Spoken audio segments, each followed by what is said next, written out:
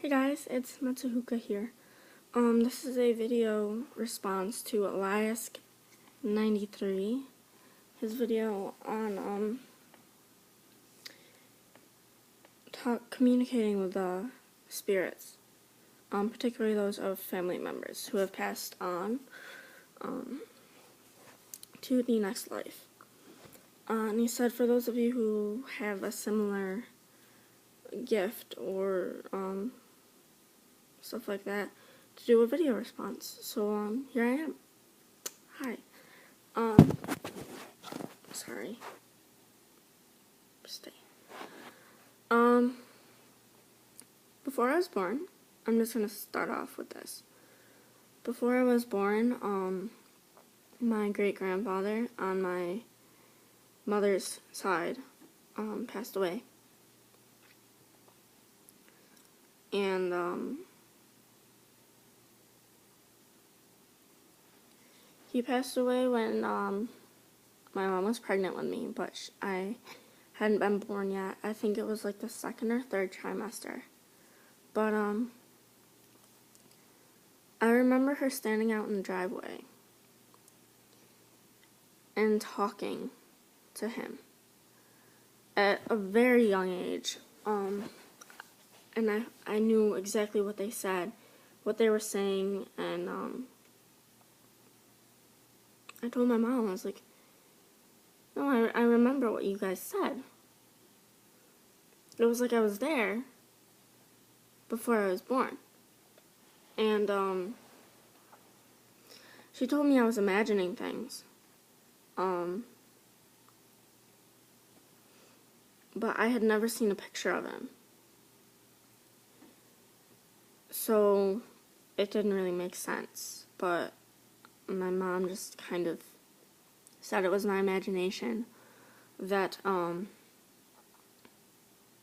I maybe have gone through the photo books and seen a picture of him or something, but I hadn't.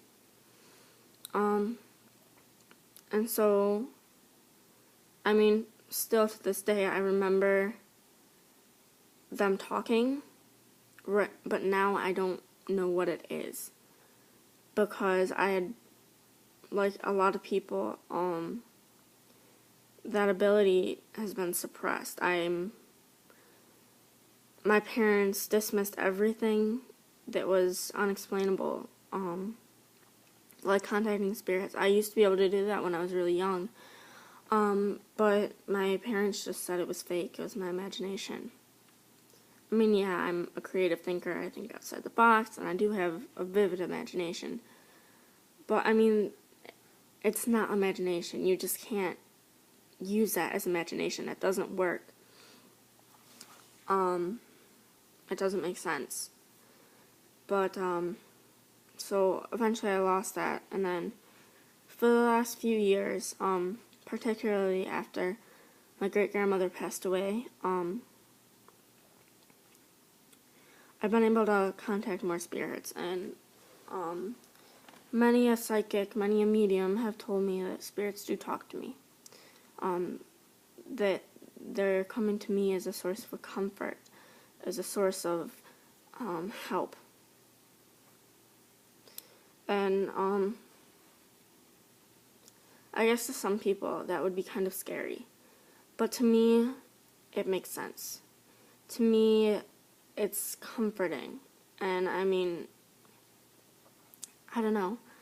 For me, it just gives me a sense that I'm not crazy, that I was right all along, that I do have a purpose. But nobody, like when I was younger, I always said, there's something I need to do. I need to help people, but not in a normal way. Not like being a police officer, not like being a doctor or a psychiatrist or something, but like helping people in a way that's unexplainable. And so I guess that's what it was. And for the past few years I've been working on that ability, trying to gain it back. And I mean, ever since I was young, I'd get these weird feelings. Like, I'd get goosebumps. I'd feel like somebody was watching me, either being a disturbing type of watching or a protective watching over you type. And I honestly do think that's spirits. And I get cold flashes, especially when I'm somewhere, not new, but, somewhere else that's like, especially old buildings and stuff. I would get cold flashes walking around, and nobody else would. Even at home, I get that, often. So, I don't know. I honestly do think that's a spirit trying to contact me, trying to ask me for help. But I have conversations with my great-grandmother and my great-grandfather. My great-grandfather being the one I'd never met. And one reason I think it is, it's because I looked up to both of them, even though I never met my great-grandfather. To me, I always felt like I could look up to him. And it's not because I didn't know him. And it's not because of how people explained him to me. It's just, I got the feeling that he was an honorable man who was completely selfless. Is that the right word? Like, he does his best. Yeah, he goes out of his way to help anybody. To do what's best for him. And to me, he was just, like, the perfect man. In my eyes. Although he did smoke, but I mean, you make mistakes. Big deal. So, I don't know. He just seemed like the perfect man to me. And also another reason I think I can communicate with them, especially, is because of my ring. It was my great-grandmother's engagement ring. And my great-grandfather made it for her. He was a geologist. And he would go find stones and polish them and cut them and everything. So, and ever since I got it, like a year after my great-grandmother passed away, I don't know. I think my abilities to be able to connect to them have been heightened. I was able to connect with them, but I wasn't really able to talk to them until I got the ring, and I think it's because it's something that binds them together, and then it binds me to them. And it's a great feeling. I mean, it really is.